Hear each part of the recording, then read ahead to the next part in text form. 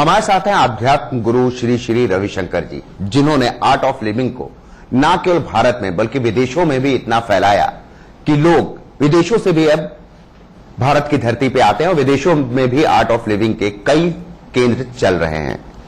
श्री श्री जी, विदेशों में आप इतना ज्यादा जाते रहते हैं, किस तरह की भारत की छवि बन रही है वहां पर?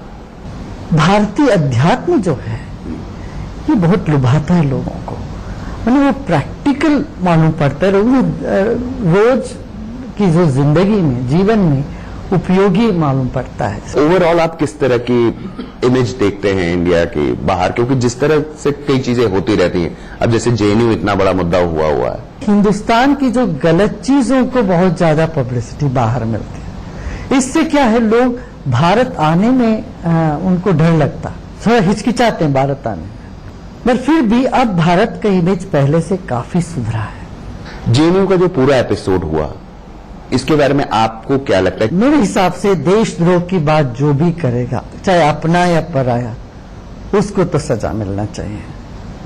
देशद्रोह को तो सहना नहीं चाहिए, मगर झूठे आरोप लगते हैं या किसी को किसी की छवि खराब करने के लिए कोई करता है, वो उचित नहीं। जो ऐसा करते हैं उनको भी सजा मिलनी चाहिए। 2.5 साल से ज्यादा वक्त हो गया इस सरकार को केंद्र में। मैं जब पिछली बार आया था तो मैंने कहा था कि किस तरह से आप आकलन करते हैं, तो आपने कहा था कि अभी शुरुआत है, वक्त देना चाहिए। कदम सही दिशा पर चल पड़ी है। इसका परिणाम मुझे पूरा विश्वास है शीघ्र अच्छा ही आएगा, पर करने के लिए बहुत कुछ है, आशाएं बहुत है लोगों में। देखते हैं, अभी 1-2 साल अभी समय है, फिर विपक्ष पक्ष दोनों मिलकर करें, तब देश की प्रगति बहुत तेजी से हो सकती है। आपको लगता है सब अपनी भूमिका सही निभा रहे हैं? आप देखिए पार्लियामेंट सेशन चलता ही नहीं है, रोज ही केवल स्थगन। वैसे तो नहीं होना चाहिए, मगर हमें स्ट्रांग ऑपोजिशन भी चाहिए। स्ट्रांग ऑपोजिशन का मतलब ये नहीं सदन को स्थगित कर दे, वो तो पब्लिक टाइम वेस्ट हो रहा है। सार्वजनिक समय को बर्बाद कभी नहीं करना चाहिए। प्रगति के पथ पर शीघ्र दौड़ने के लिए सबका सहयोग चाहिए। चलिए, ये तो पॉलिटिक्स की बात हो गई। अब अगर हम बात करें तो तमाम अध्यात्म गुरु जो हैं या धार्मिक गुरु बिजनेसमैन की तरह बिहेव करने लगे हैं। लगता नहीं कि वो अध्यात्म गुरु हैं, बाबा हैं या बिजनेसमैन हैं। आध्यात्म गुरुओं के लिए बहुत काम है, धार्मिक क्षेत्र में बहुत कुछ काम है, व्यापार के क्षेत्र में उसमें थोड़ा बहुत उस पर भी ध्यान दें, उसमें कोई नुकसान नहीं। मगर व्यापार यदि अध्यात्म के ऊपर छा जाए, उसको खा जाए, वो सही नहीं हो। कई बाबाओं को फिल्मों में काम करने का भी शौक हो गया है, क्या ये आपको उचित लगता है? मगर उद्देश्य यदि उनका ठीक है, समाज का उत्थान, चाहे माध्यम के फिल्म के थ्रू या अच्छे प्रोडक्ट्स के थ्रू, मैं उसमें तो कोई गलत नहीं देखता हूं। मगर ये सब इतना ही होना चाहिए जैसे एक चित्र का चौखट है। यदि चौखट चित्र को खा जाए तब समस्या है, मगर चित्र को पकड़ के रखने के लिए चौखट की जरूरत है। इतना बड़ा विश्व सांस्कृतिक महोत्सव हो रहा है दिल्ली में 11, 12, 13 मार्च को। राष्ट्रपति, प्रधानमंत्री और देश विदेश से तमाम गणमान्य लोग आ रहे हैं, आम लोग उसमें जुड़ रहे हैं। क्या है ये महोत्सव, क्यों इसकी जरूरत पड़ रही करने की? सोचा कि एक ऐसा मंच निर्माण करें ताकि दुनिया के हर कोने से कलाकार आए इसमें भाग लें, और धार्मिक और आध्यात्मिक लोगों के लिए भी ऐसा कोई मंच नहीं नजर आ रहा है। तो ये एक कार्यक्रम के अंदर हमने दुनिया भर के सभी धर्मों के धर्मगुरुओं को बुलाया। चीन से आ रहे हैं धर्मगुरु, ताइवान से आ रहे हैं, जापान से आ रहे हैं, पूरी दुनिया से आ रहे हैं, और सीरिया जहां पर युद्ध चल रहा वहां के ग्रैंड मुफ्ती भी आ रहे हैं। इस तरह से पूरे दुनिया के धर्मगुरु इकट्ठे हो रहे हैं एक जगह। ये अपने में एक अनूठा विषय है, अद्भुत है। और कलाकार, 37,000 कलाकार, दुनिया का सबसे बड़ा मंच होगा इस सदी का, माने 7 एकड़ का मंच में ये लोग सब आके, अभी तक का इतना एक आयोजन बना है। तो इसमें यही है, दुनिया को एक संदेश दें, अच्छे लोग सब साथ हैं, और वसुधैव कुटुंबकम, हमारे जो पुराना उद्गार है ना, हम सब एक परिवार है। इसको लेकर विवाद भी शुरू हो गया है, मामला एनजीटी तक पहुंच गया कि वहां किसानों की फसलों को समतल कर दिया गया और जो मुआवजा दिया गया तो ये विवाद क्या है, ये विवाद क्यों हो रहा है, आपको क्या लगता है? क्योंकि मामला डीडीए में चल रहा है, रोज सुनवाई भी हो रही है उसकी। मुझे भी ताजुब होता है। कोई भी व्यक्ति अपना स्वार्थ के लिए उस जगह जाएगा ही नहीं। क्यों? इतना बदबू, इतना प्रदूषित जगह दुनिया में और अच्छी जगह नहीं है क्या? बहुत अच्छी जगह है। मैं क्यों इतना प्रदूषित जगह में हमने क्यों चुना कि हमने 2010 में मेरी दिल्ली मेरी जमुना का एक आवाज उठाई। जमुना का क्लीनिंग का प्रोग्राम हमने हाथ में लिया। तो इस उद्देश्य से जब हमने वो जमुना का किनारे चुना, नहीं, वहां पे एक ओखला बर्ड सेंचुरी थी जहां पे कहते थे विदेश से, वो बर्ड सेंचुरी तो उस तरफ है, उस पर वहां पे कहना यह है कि उसके ऊपर भी असर पड़ेगा। अब वहां पे जीवन भर कभी ना, हम आश्वासन देंगे, वहां इतना ग्रीनरी हम कर देंगे, इतना पेड़ लगाएंगे, आप देखना वो चमक जाएगा वो जगह। अरे भाई, ये मैं समझता हूँ ये सबसे बड़ा जोक है। हम कभी पोल्यूशन में जाएंगे? हम इतना पर्यावरण के प्रति हम चिंता रखते हैं, काम कर रहे हैं। 55 मिलियन पेड़ हम लोगों ने लगाया, एक नहीं दो नहीं। तो इस तरह से काम में हम जुटे हुए हैं। ये टॉक्सिक जगह चिड़िया जाएगी ना, मर जाएगी वहां पर। तो क्या हुआ? क्या अब समझाने में मैं ये कह रहा हूं, वहां एक भी वृक्ष को नहीं काटा, उसके बीच में हमने ये बनाया। सारे वृक्ष वैसे के वैसे, सिर्फ 4 वृक्ष के थोड़ा सा ट्रिम किया है ताकि वहां से ब्लॉक हुआ होता नजर आया। तो 4 ही वृक्ष, सिर्फ उसका डालियों को थोड़ा ट्रिम किया, एक भी वृक्ष को नहीं काटा। आज भी जाके आप उस जमीन को देखेंगे, वहां हरियाली है। यदि हमने सीमेंट आके ऐसा वैसा कर दिया, वैसा, ये सब झूठे अपवाद है। विवाद ये है कि पूरे खेत आप लोगों ने पार्किंग के समतल कर दिए और हालत अब ये हो गई। तो खेत जोतने में क्या टाइम लगता है? 2 ट्रैक्टर लगा दे, जुतवा देंगे। आरोप और ये लग रहा है कि नहीं, वहां की कभी बंजर हो गई वो भूमि। ना, बंजर हो ही नहीं सकता जी। खेत तो खेत माने सब्जी हर बार नहीं निकालते क्या?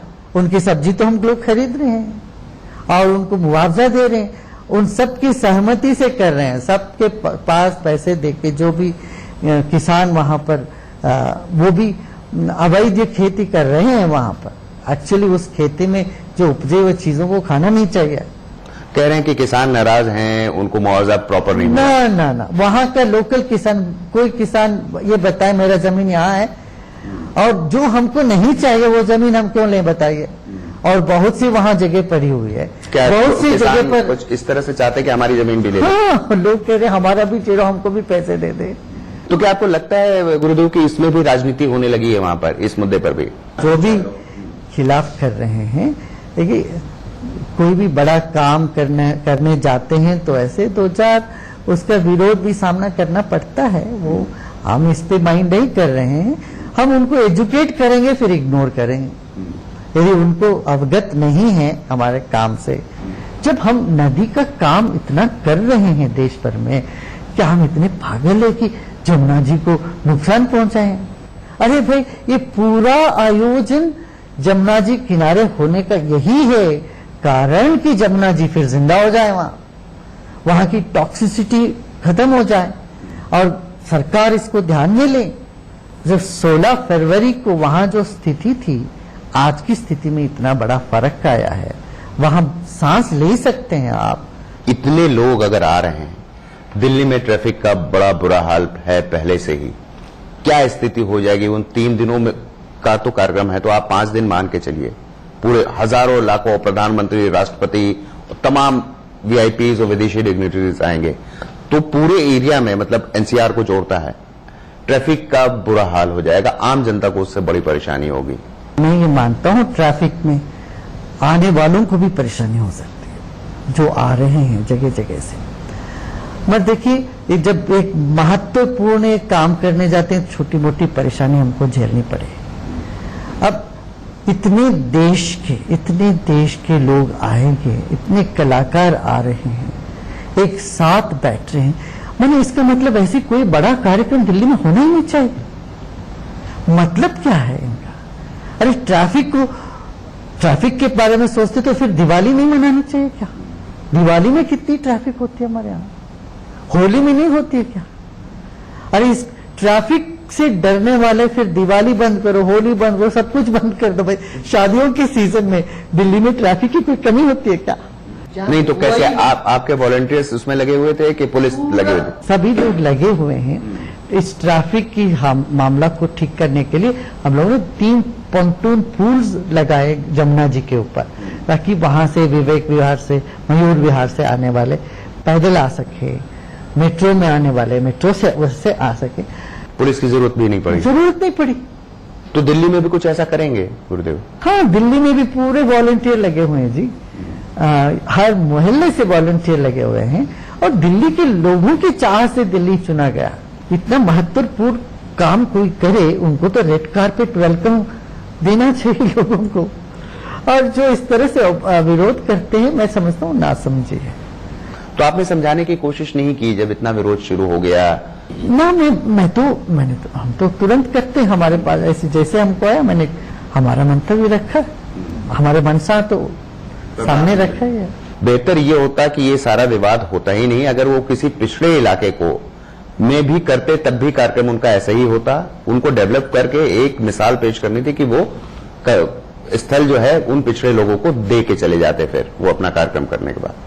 हाँ, ये अब दिल्ली का ये जो कार्यक्रम यहाँ हो रही, इसको इस जगह को भी पूरा हरियाली से भर देंगे और जमुना के किनारे को तो साफ करना ही हम लोगों को। सदियों से रहा है, नदियों के किनारे में उत्सव होता रहा। अंतर्राष्ट्रीय लोग सब लोग आते हैं जगह जगह से, उनका आने जाने का, यातायात का सब देखना पड़ता है। दिल्ली एक ऐसा सेंट्रल जगह है और उत्तर भारत के सभी लोग चाहते थे दिल्ली में हो कार्यक्रम। हम महाराष्ट्र में कर सकते थे। वैसे ममता बनर्जी ने हमको आमंत्रण दिया। उन्होंने कहा आप बंगाल में आइए, यहां करिए। बोले कि मैं पूरा सब अरेंजमेंट करूंगी, आप पूरा हेल्प करूंगी। आप ऐसी एक आपका कल्पना है कला की करने। मैंने कहा दिल्ली का हम ऑलरेडी कमिट हो चुके हैं, फिर कभी करेंगे कलकत्ते में या कूच बिहार में, किसी और जगह। शाहपुर में जो है आपने मीडिएटर बनने की कोशिश की, पर बात वहां पे उतनी बनी नहीं। आपने जो राय दी थी, अब नासिक के त्र्यंबकेश्वर में भी वही स्थिति उत्पन्न होने जा रही है। समान अधिकार होना चाहिए देश में। कि देखिए, महिला पुरोहितों को तैयार करनी है, मगर वो रातों रात नहीं हो सकता, उसमें समय लगेगा। भारतीय धर्मशास्त्रों में, ग्रंथ में, जहां तक मैं जानता हूं, स्त्री पुरुषों में कोई भेद नहीं रखा है। कि मध्यकालीन परिस्थिति में ये बदल गया थोड़ा सा, इसलिए शादी के बाद आदमी 2 जनेऊ पहनता है, पत्नी का भी लेके अपना पहन लेता है। इसमें समय लगता है, मगर हमारे लोग बड़े समझदार हैं। शनि सिंगापुर में भी देखिए, वहां की समिति की अध्यक्षा महिला है और मैंने बात समझाई उनसे, सब माने। पहले बड़े क्रोध में थे। हाँ, पर मामला अदालत में पहुंच गया, ये सब हुआ। अदालत में पहले से पहुंचा हुआ था, तो हम लोगों ने बातचीत करने से बहुत फर्क तो हुआ है। ऐसा नहीं मैं बोलूंगा मैं ये तो फेल हो गया, ऐसा तो मैं नहीं मानता हूं। अब त्र्यंबकेश्वर में भी वैसे ही स्थिति उत्पन्न हो रही है नासिक में है। देश में इसमें समय लगता है, रातों रात। आप पूरे विश्व में शांति का संदेश देते हैं। प्रधानमंत्री लाहौर गए और पठानकोट हो गया। अब स्थिति ये हो गई कि वर्ल्ड कप का जो मैच होना है, संदेह के बादल है कि मैच भी होगा कि नहीं होगा। आतंकवाद से पाकिस्तान भी उतना ही तंग आ चुका है जितने हम आज आ रहे हैं। तो अभी पाकिस्तान से भी बड़ा डेलीगेशन आ रहा है अभी हमारे वर्ल्ड कल्चर फेस्टिवल में। तो पाकिस्तान में भी ये नहीं सोचना सारे पाकिस्तान की जनता आतंकवादी है, ये सोचना गलत है। अमन चाहने वाले, बंधुत्व मैत्री चाहने वाले लोग वहां बहुत है। एक वर्ग है जो आतंकवाद में, उग्रवाद में लगे हुए हैं। वो दुनिया भर में कई जगह हैं। ये तो सियासी मामला है, उसको उनको निपटना पड़ेगा उनको। नहीं तो आप गए, आपने इतनी कोशिशें की, उसका कुछ भी असर आपको दिखता है? पीपल टू पीपल पार्टिसिपेशन, मैंने जनता के संपर्क में बहुत पार्टिसिपेशन है और बहुत अप्रिशिएट करते हैं। वहां से बहुत लोग यहाँ आते हैं, शांति अमन के चाह में आते हैं। बहुत लोग योगा करने लगे वहां। देखिए, हमने अपना अध्यात्मिक ज्ञान को, विज्ञान को, जो मन की शांति देने वाले, शरीर को तंदुरुस्त करने वाले ये जो ज्ञान को हमने फैलाया नहीं। पर उसमें भी धार्मिक अलंगा लग जाता है कि योगा और ये सारी चीजें, तो मैंने जैसे कहा ना, महत्वपूर्ण काम कुछ भी करेंगे थोड़ा बहुत उसमें कोई ना कोई अडंगा लगाने वाले होते हैं। साई बाबा के दिव्य सन्निधि में आंध्र प्रदेश कर्नूल तथा श्री निलयम आश्रम में होने वाले महाशिवरात्रि महोत्सव। अर्धरात्रि रात 12 बजे भगवान श्री साई बाबा द्वारा आत्मलिंगोद्भव दर्शन। सब भक्त महाशय दर्शन करके पुनीत हो जाइए। हमारी भारत सरकार का रवैया ठीक लगता है। प्रधानमंत्री जिस तरह से गए हैं उसके बाद तुरंत पठानकोट हो गया और लगातार हो ही रहा है। मैं तो अप्रिशिएट करता हूँ प्रधानमंत्री इस तरह से सहजता से सरलता से जाके हाथ मिलाया, पूरा वहाँ के नातिन लोगों की में, शादी थी, वहां गए, वहाँ के नागरिकों का मन लुभाया। बहुत अच्छा कदम था। ऐसी स्टेटमेंटशिप होनी चाहिए। हर राजनेता में एक सहजता, लोगों से मिलजुल के रहने का ये एक गुण बहुत आवश्यक है। मोदी जी में आपको पूरा नजर आता है? मोदी जी ये है ना, अभी आपने पाकिस्तान की जो बात आपने कही, बहुत अच्छी कदम है। मैं तो इसको सराहना करूंगा। तो आपको लगता नहीं कि कुछ हमें कड़े कदम उठाने की जरूरत है या थोड़ा कड़ाई भी दिखाने की जरूरत है? बहुत सहज होने की वो दोनों अपनी अपनी जगह है, वो दोनों की जरूरत है। जहां खड़क होना वहां खड़क होना, जहां नरम होना वहां नरम भी होना चाहिए। अब इस कार्यक्रम के बाद क्या भविष्य में, आपने जैसे बताया कि कुछ लोग विरोध भी करते हैं जब इतना बड़ा कार्यक्रम, तो वो सब चीजें वो क्या इग्नोर ही करते रहेंगे? मैं उनको ये आश्वासन दूंगा जो विरोध कर रहे हैं, मैं उस जगह को उसी परिस्थिति में तो नहीं छोड़ूंगा जैसे था पहले। मैंने पहले इतना टॉक्सिक था, वैसे नहीं छोड़ूंगा। ये चाहे वैसे हो जाए, वैसे नहीं, उससे बेहतरीन जगह बना के हम छोड़ेंगे। हमारे वॉलंटियर्स लग जाएंगे, वहां डाइवर्सिटी का पार्क लगाएंगे, इतने तरह तरह के पेड़ लगाएंगे हम लोग। उसके लिए इजाजत दें तो हम कर देंगे। हम तो हरियाली के प्रेमी हैं, हम तो प्रकृति के प्रेमी हैं। हम कैसे प्रकृति को वो कर देंगे, खराब कर देंगे? तो ये थे आध्यात्म गुरु श्री श्री रविशंकर, जिन्होंने बताया कि जो भी विवाद चल रहा है समझाने से कोई बात नहीं बनेगी, और उन्होंने आश्वासन दिया कि वो पूरा जो एरिया है उन्होंने पहले भी करके दिखाया है और आगे भी आने वाली नस्लों के लिए वो एक बड़ी धरोहर साबित होगी। कैमरामैन संजय के साथ प्रकाश पांडे, इंडिया न्यूज, बेंगलुरु।